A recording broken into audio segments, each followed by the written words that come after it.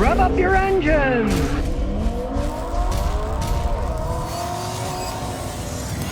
Dad 2 PWD says, Scotty, love your videos. I like to see unbiased opinion with integrity.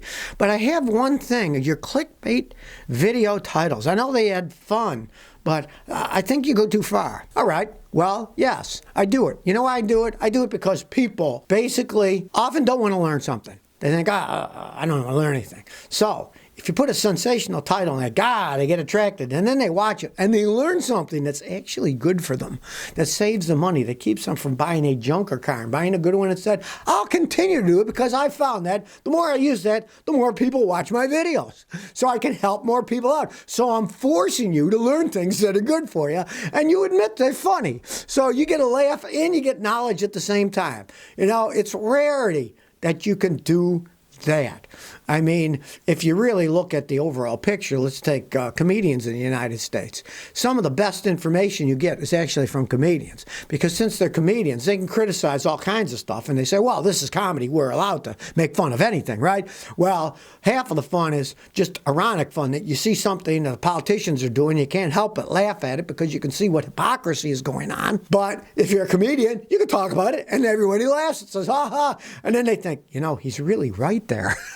So that's why I do it. I'm forcing all you people to learn things that are good for you and adding a little bit of humor in it. So, you know, I think it's a good thing for people to learn things and have a little laugh of stuff that in the long run will actually save them money. It's not like I'm saying, hey, you can get these glasses with x-ray vision, see-through stuff. That isn't true at all. Although that might be a good clickbait title too. And then I could teach people about how they can use thermal imaging devices. Hey, that's a good idea for a video. I think I'll do that one next. Jackie Clinton says, Scotty, I love the channel. Got a question on leasing a Camaro, Challenger, or Mustang. I want to get a Camaro SS in a few months. I was wondering what your thoughts are in these cars. Okay, you're talking about leasing, right? Hey, you don't own it. And if you're talking about leasing a new one, I know you can lease used ones, but if you lease a new one, you know, you're not responsible for any kind of repairs or anything. It's under warranty. Get whatever you want. In that case, me, I get the Challenger because they're fast. They're screaming cars to drive around in. And what the heck? If they break, that's their problem, not yours. I wouldn't buy any of them, tell you the truth, the new ones. They're all high-tech plastic stuff that is going to break faster. I wouldn't buy any of the new muscle cars. They're way, way expensive, and I can see they'll fall apart as they age because of all the technology and all the plastic and all the computer access. But you're leasing, so get whatever you want, you know, it's your choice. I just take Challenger because it'd be fun. I love driving around when I work on them. But I'd never buy one, and I'm too cheap to lease one. I just drive when I'm done working on them and then have a little fun, then on to the next one.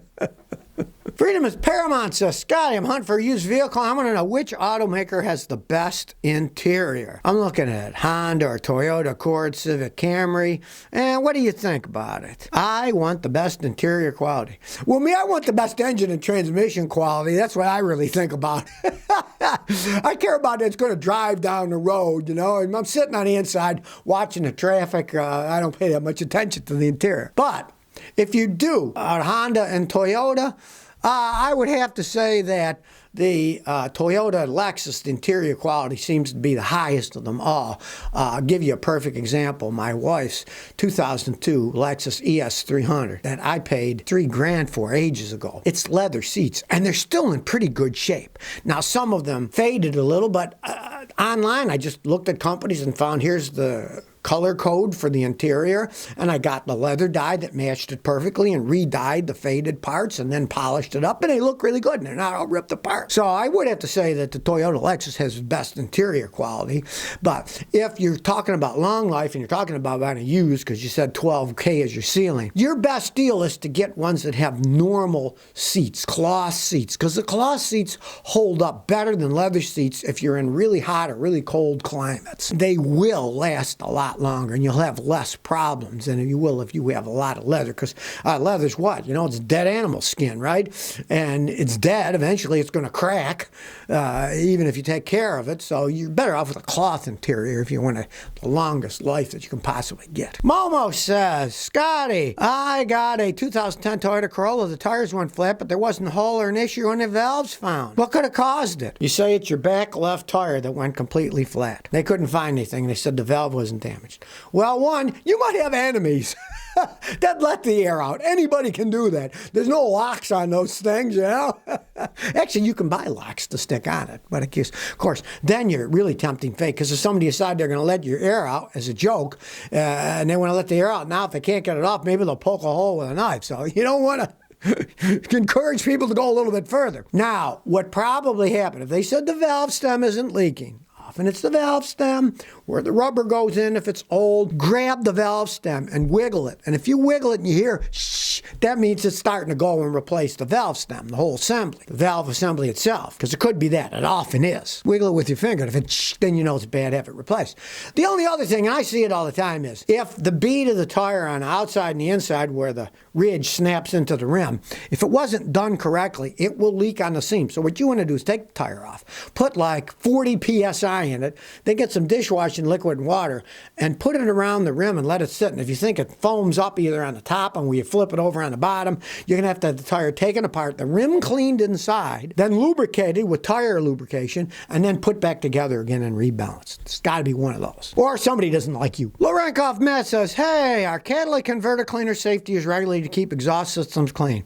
Well, normally you don't need to do anything. They clean their self-cleaning systems. That's why they have these precious metals that don't get deteriorated as they're working. Once in a while, let's say you got an old car, it's kind of a clunker, and it fails your emissions test for the year, and it says catalytic converter inefficient. It's a worthwhile thing to try to do to clean it. But it's not something you want to be doing all the time, because no one knows what the ramifications are of adding some kind of cleaner into your fuel system over and over and over again. Most are made to use once or twice, and then that's it. If they don't fix it, then there's generally a serious physical problem. Like if your catalytic converter really is clogged up inside, it will build up a residue on all the little pieces that are burning the hydrocarbons, and then it's just too far gone, and you got to buy another catalytic converter. Now, I know some guys that'll go far enough, and it can be done, that they will take the catalytic converter off, they'll soak it in a bucket of dishwashing liquid, which actually helps clean them, then they'll get a pressure washer, and they'll pressure wash the inside to break the pieces off, and sometimes that will work. It's a lot of work, you know, there's no arguing that. But people want to save money, will try all kinds of things. I wouldn't overuse any kind of cleaner. They're not made to be used all the time, and normally you don't need to do anything at all. Gasoline burns pretty clean if you got good gasoline that's quality, and if your car's in good shape, you normally don't have to do anything at all to it. JMH Dinger says, Scotty, I'm looking to buy a newer used Tacoma. No more than a few years old. How would you describe the quality of manual versus automatic? I've heard the recent automatics, 2016 to 18, had problems. True. Well, they had some minor problems, nothing outrageous. But if you want a truck that's going to last forever, get yourself a standard transmission one. Everything is so much simpler. There's less things to break. You can control it. And let's face it, you're buying what? A pickup truck. It's nice to have a standard in a pickup truck, because if you're pulling heavy weight, you can keep it in the gear longer. You're not going to be wearing the transmission out. The biggest thing that wears out automatic transmissions in any vehicles, and of course trucks, is if you have an automatic transmission and you're pulling heavy loads. It strains them, they wear out faster. That's always the first thing that wears out. Neighbor here in Tennessee has a Hummer H2, and he's got 360, I believe, 1,000 miles on it. Still got the original engine, but he's on the second transmission because the transmission wore out. That's always the first thing that wears out in a vehicle, truck that pulls anything. So get a standard. Then what the heck? You won't have to worry about any kind of problems, because they don't have any problems. Check out what people used to use to go to the airport. This is a classic. It's a 1971 Chrysler Newport airport cars. They could hold up to 10 people. This was before the day of Uber, before the day of even the shuttle buses. Big old Chrysler 400 cubic inch engine with a 2-barrel carburetor. This particular guy was getting it going, warming it up before he takes his road trip to Lincoln, Nebraska, to the Motors Museum of American Speed. The guy's actually driving it there. These are 20-foot long vehicles. You could fit up to 10 people in them for going to the airport. It's people used to use. From the mid-1950s to late 1970s, people actually rode in these things. Yes, it seems like, that's a Fred Flintstone idea, but no, I've ridden in these things. That's how old I am.